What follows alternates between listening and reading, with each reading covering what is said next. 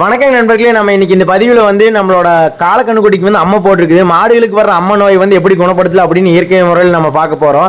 நம்ம கண்ணுக்குட்டிக்கு பாருங்க 5 நாளாக வந்து அம்மை போட்டு கொப்பளமாக இருந்துச்சு. நம்மளும் பார்த்தீங்கன்னா மெடிக்கலில் போய் ஹெர்பல் ஸ்ப்ரே விற்கிறாங்க.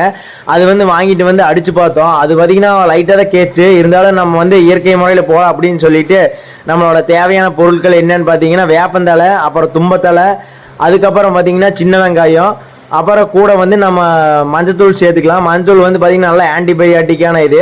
இந்த நாளையும் வந்து பார்த்திங்கன்னா நல்லா அம்மியில் போட்டு கொஞ்சம் தண்ணி பக்குவமாக ஊதி நல்லா அரைச்சி எடுத்துக்கணும். இந்த அரைச்சி எடுத்ததை வந்து நல்லா ஒரு டப்பாவில் போட்டு வச்சுட்டு நம்மளோட காலக்கண்ணுக்குட்டி இருக்குது பார்த்தீங்களா, காலக்கண்ணுக்குட்டிக்கு அம்மை போட்ட இடத்துல எந்த நேரெல்லாம் வீங்கி இருந்துச்சோ, கொப்பளம் இருந்துச்சோ அந்த பக்கமெல்லாம் பார்த்தீங்கன்னா 10 மாதிரி போட்டு தேய்ச்சிட்டே இருக்கணும். இது கிட்டத்தட்ட ஒரு வாரமாக நம்ம தொடர்ந்து பண்ணிகிட்டே இருந்தோம்.